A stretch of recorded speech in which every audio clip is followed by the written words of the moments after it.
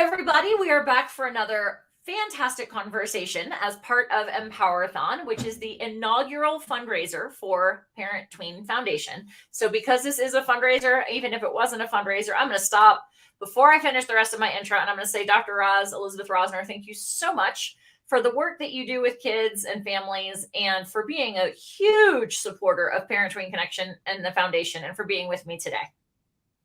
I am absolutely delighted to be here. Thank you so much for inviting me, for having me, Clarissa. I am such a huge fan of your mission.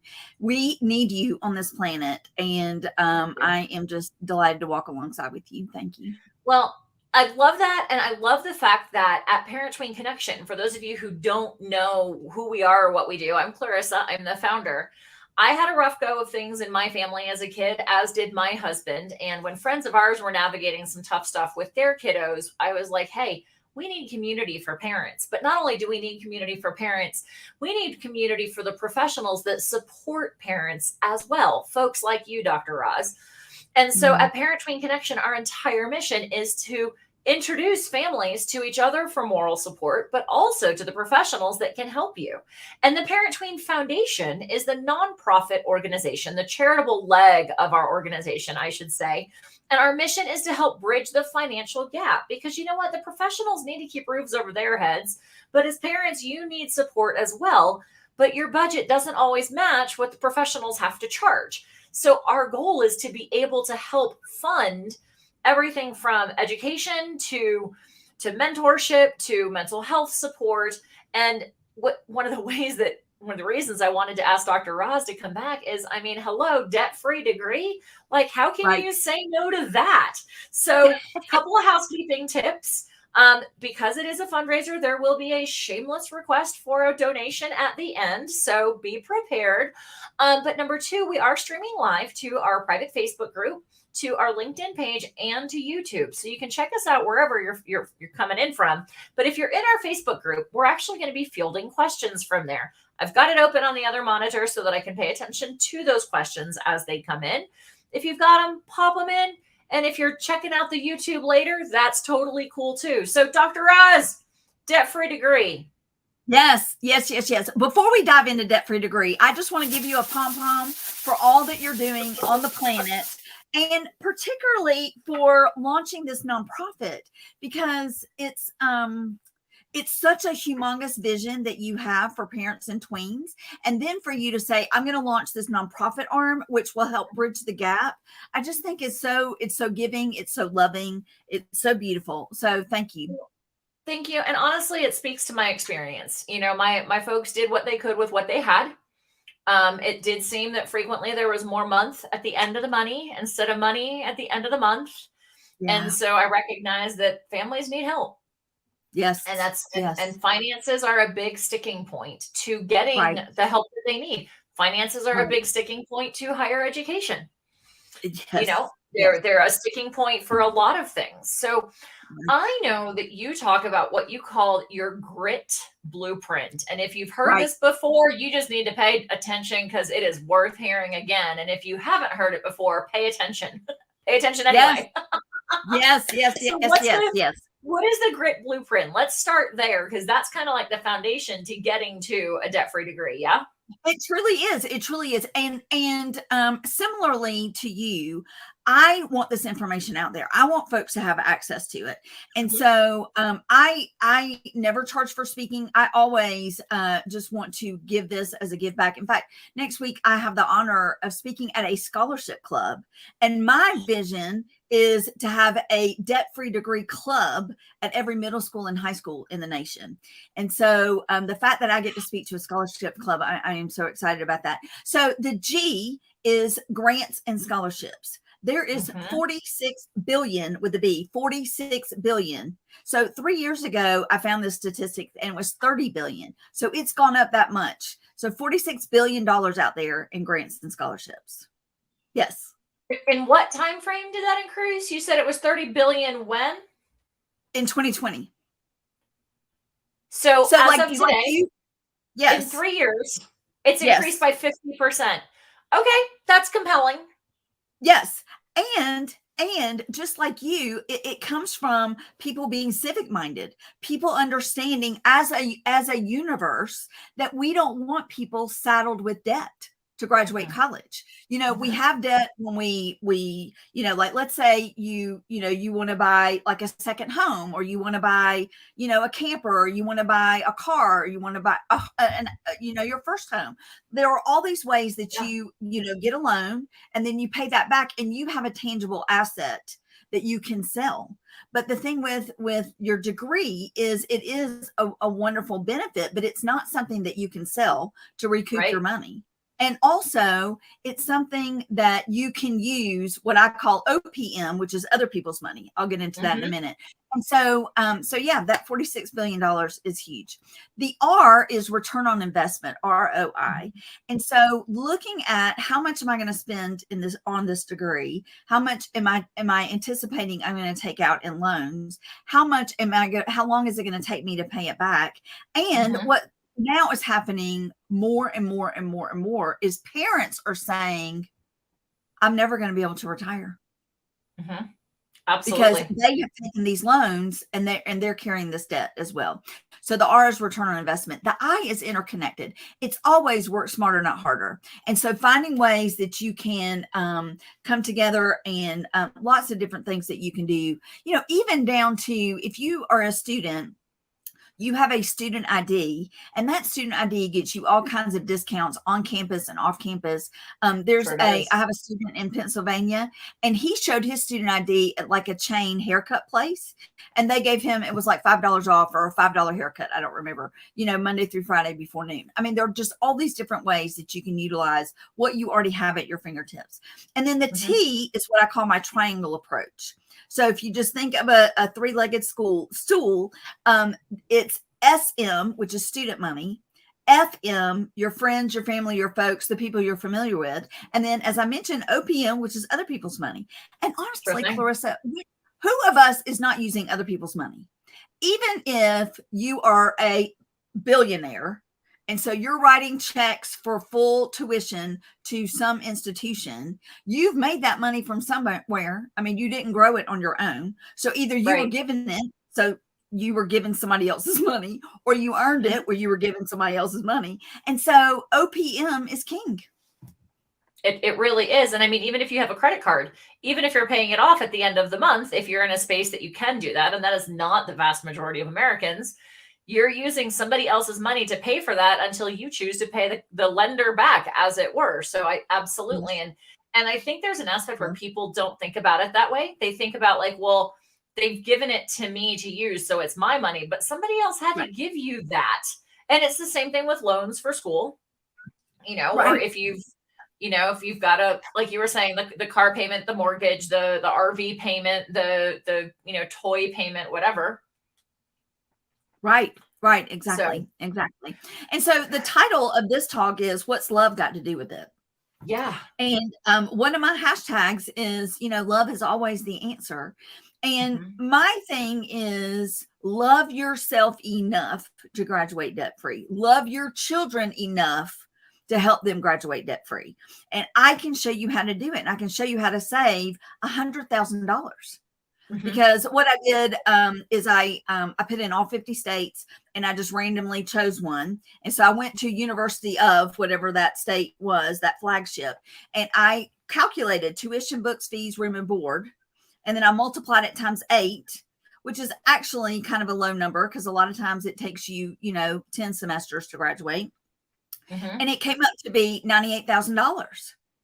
And we all know that many institutions cost far more than $12,000 a semester.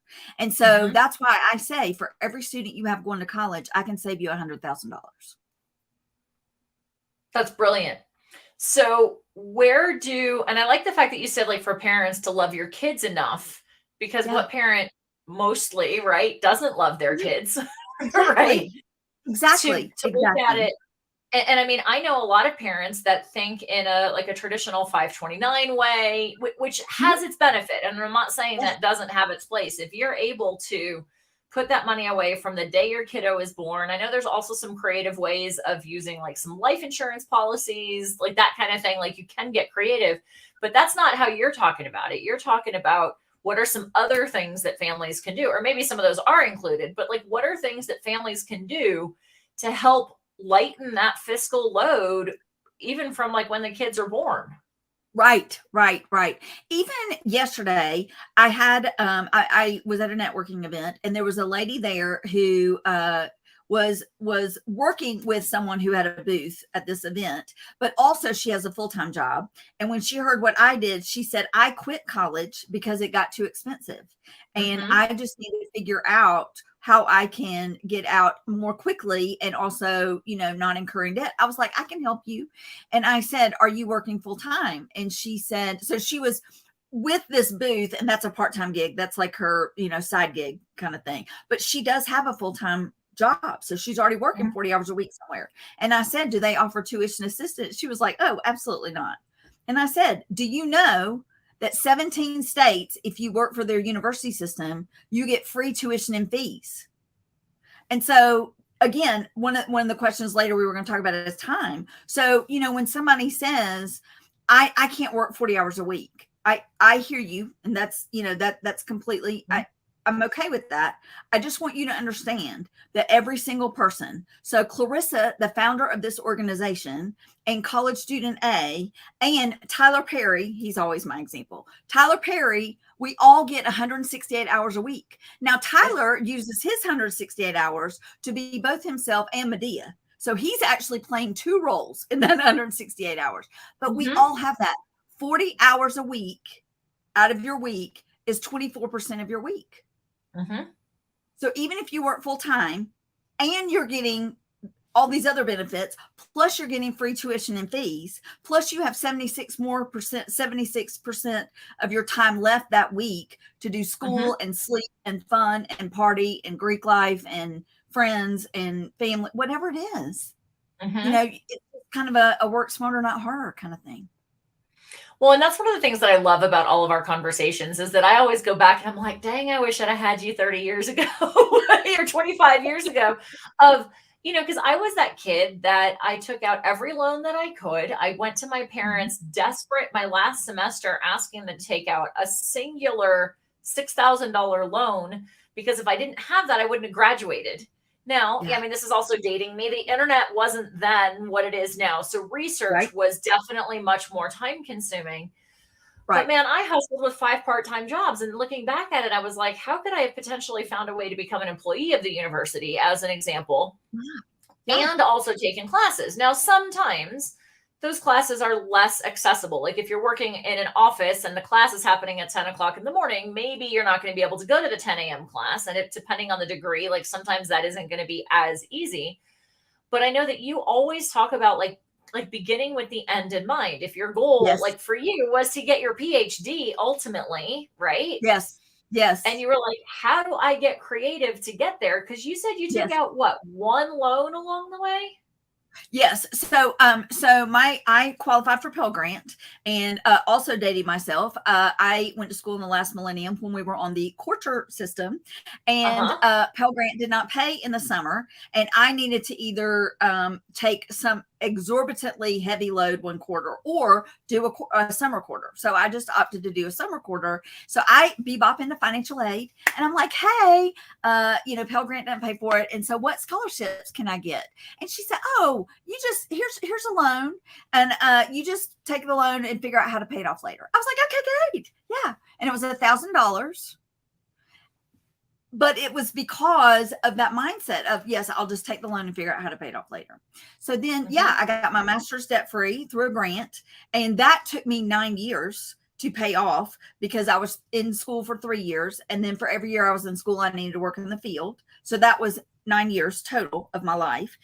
Delighted to spend that 9 years because it's a debt-free master's degree from San Diego State. And then my PhD, I got because I was working at a university system. Now, keep in mind, when I got my PhD, I was working full-time.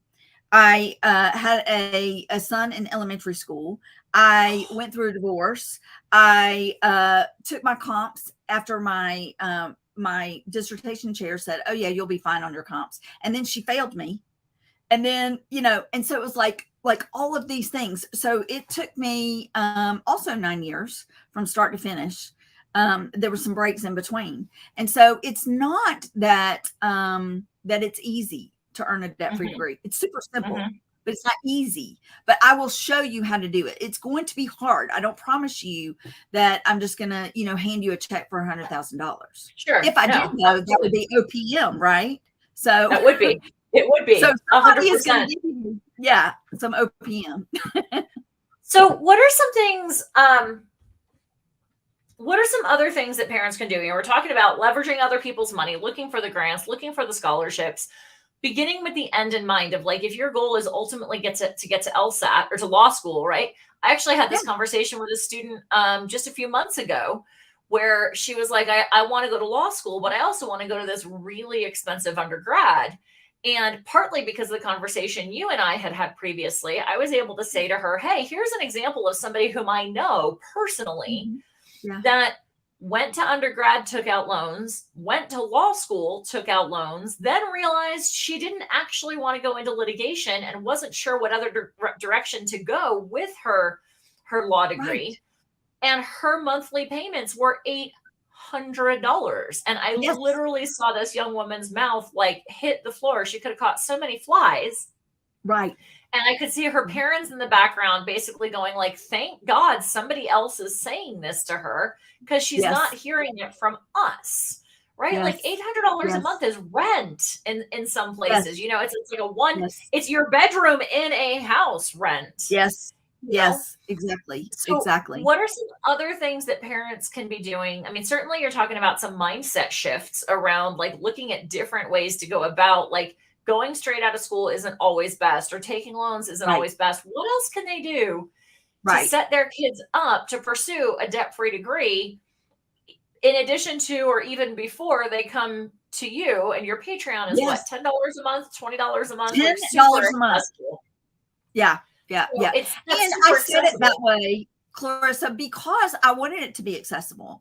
Yeah. And I intentionally said it that way because I want clubs to be able to just, access that. And then they could show one of my videos at every club meeting and then have a discussion. And I would be overjoyed if every single club said, will you please come talk? Yes, I'll come talk to every one of you. Yes, yes, yes, yes. I would even, love one day just to walk in person. I don't know if that's ever down the road, but anyway, yeah, I love to talk about how 3 ways that parents can partner with their students in a debt-free degree. And that first one is exactly what you said, that mindset. So parents, if you can see it, you can sell it. And so if you can't see it, and if you have student loan debt and you think that's the only way, then you're going to pass that on to your child. And if you feel the weight of how heavy it is, how crippling debt is, then you don't want to pass that on. And also, you're not sure what else to do. So believe that a debt-free degree is possible. You may not know exactly the how, but you get with me and I'll help you with the how. But that belief is so important. The second thing is get organized. So Laurie Genevish is somebody that I think you already did her interview, right, Clarissa? Yep. So Yep. She was part of a power. Yes. So she's with My Ideal College, and this is her organizer. And y'all, it is 9th to 10th to 12th grade, and she's got all these great folders in here, all this different stuff for, if you do this in, this grade. And it's so amazing. So it's just like, get organized. The last thing I'll say is I love the 80-20 rule. I use that all the time for all different kinds of things. And so when it comes to the debt-free degree, you and your student, y'all figure out the 80-20 stuff. So it may be that a student is like, it is just so hard to search for scholarships. So maybe parents, you are the ones that's, kind of calling scholarships and kind of sending them that way. Or I don't know, like the ACT. The ACT is about to go online. And so is it, do we sit together and study? Do you send them to a study class? How do you break that up? However it is, sometimes parents can really be helpful in that. Now, parents, am I asking you to write the scholarship essay? No. That would be the 20% that falls to the student. The reverse is true. Okay, student, which portion of this is 80% yours? And then 20% mine. So, okay, student, you write it, and then I'll come back in and I may make some edit suggestions and help you, at least with language. This Mhm. feels a little informal. Let's change the language and make it more formal. Or the question asked this, you kind of sort of answered it, but not really. Let's get zeroed in on what is the question asking. Those kinds of Mhm. things. So yeah, Mhm. those are my 3 tips: to believe it, to use the 80-20 rule, and to get organized. Well, and to your point too, relative to SAT and ACT, they're both aiming to go digital here soon.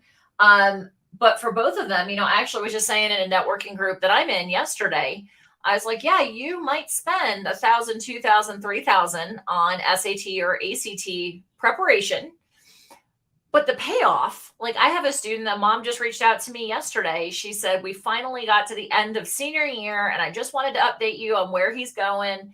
And he qualified for 75% tuition off at any Yes, public school in Florida. Now that's not quite debt-free degree, but hot diggity, 75% off cannot be exactly. argued, Okay, so you know?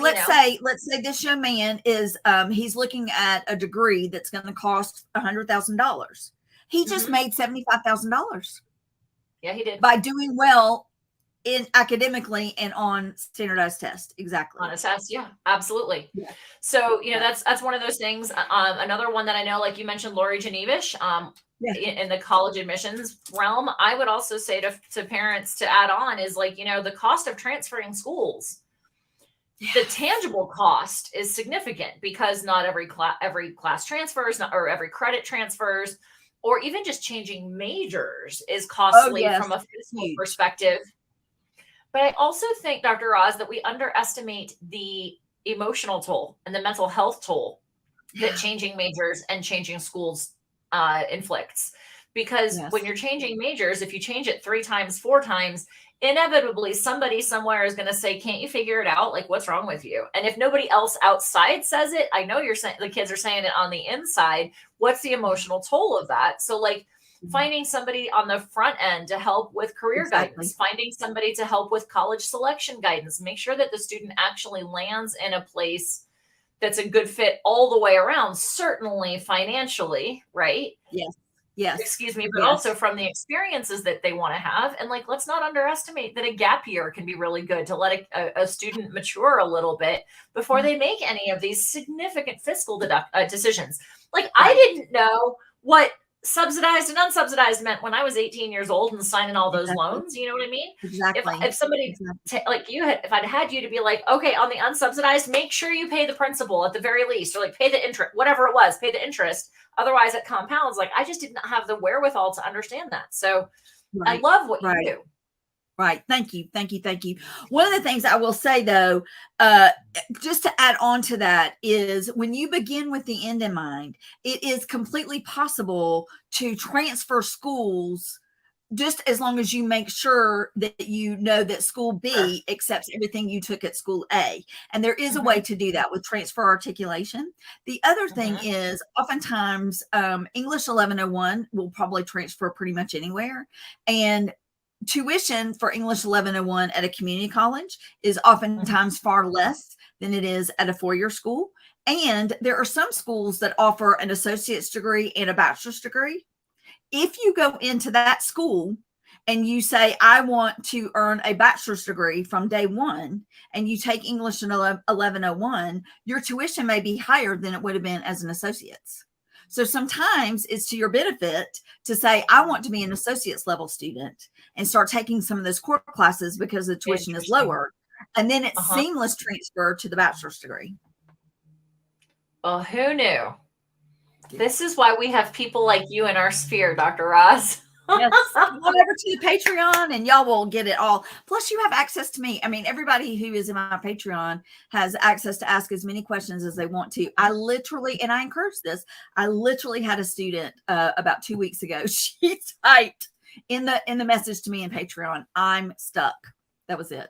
I was like, thank you, thank you. Let's figure out what's going on, blah, blah, blah, blah, blah. And it's just, it's just having somebody to just strategize, having somebody Mm-hmm. to say, I just don't know what to do, because debt-free degree is such a new thing, or such a Mm-hmm.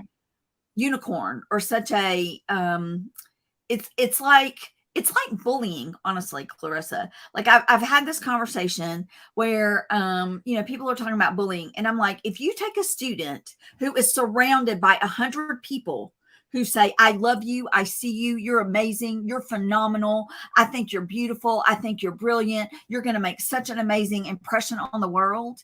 And then a Mm-hmm. bully comes in and goes, you're fat, you're ugly, you're deformed, you're whatever. It's going to bounce off because there's this Exactly. cacophony of love. And that's what it Mm-hmm. is with debt free degree. There's this cacophony of you got to take the loans. Everybody's suffering under loans. Debt is crippling. There's no other way. You cannot do it. Scholarships are too hard. Blah, blah, blah, blah, blah, blah, blah. And I come in and I'm like, hey, debt free degree, debt free degree. And it just bounces off. And so to be able to have a platform like yours, to be able to say, let me love on you. Let me teach you how to love on yourself and Yeah. earn the debt free degree. I love you, Clarissa, and I am so delighted and so thankful for you. So Awesome. And the feeling is mutual. Clearly, it's a love fest up in these parts with Dr. Roz and me. yes. All right, folks. So we're going to round this out because clearly Dr. Roz and I could talk forever about this concept. Yes. This is the shameless request that I told you was coming. If you're checking this out live or on the recording, the link to Dr. Roz's the fundraising link, if you will, is in the description of the event everywhere that you can find it. And we're having a little bit of a friendly contest amongst our speakers, that whoever is our fundraisingist speaker, if you will, whoever helps us generate the most money personally, we're going to take 20% of what comes in through their donation link and donate it to another teen or family or like civic minded nonprofit entity that they're passionate about. Because we're looking to do good work, but we're not the only ones. And there are so many other amazing entities out there. We want to lift them up too. And so Dr. Roz, you identified the King Center. Can you give them a shout out? Give us like the synopsis and why you wanted a portion to go to them. Yes. So I attended my very first 2-day orientation to Martin Luther King's philosophy of nonviolence in April of 2018. And I knew sitting in that room, I have a mentor that says, our identity is where we put the dent in the universe. And I knew that my dent was to teach nonviolence around the world. Our definition that we use at the King Center of Nonviolence is that it is a love-centered way of thinking, speaking, acting, and engaging. So a debt-free degree, loving yourself, that is a form of nonviolence. And so that's why I am so passionate about the King Center, about having the mechanism for 8 billion people, everybody on this planet, to become nonviolent practitioners. And so that's why my passion project is donation to the King Center. I love it. Love it, love it, love it. And I love you. And I love all the people listening. And I love all the love. So I'm just going to say a wholehearted thank you to you, Dr. Roz, and to anybody tuning in. Again, take a moment, follow the link over to Dr. Roz's fundraising link. The fundraiser little contest that we have is active through Father's Day here in the U.S. And I mentioned Father's Day in the U.S. because we do have speakers joining us for Empower-a-thon literally from around the world. Yes. We had a woman a couple of weeks ago from Thailand. We had another one from England. We've got one coming up from Portugal, some from Canada, Australia, New Zealand. Like, it is super cool. To your point of like 8 billion people, right? We're reaching people around the world with Empower-a-thon. So thank you so much to you, Dr. Roz, and to anybody tuning in. Thank you for whatever you can share to help us help families get the help that they need. So thank you, and we'll be over and out. Thank you, Bye, Clarissa. everybody. Appreciate you. Bye. Absolutely.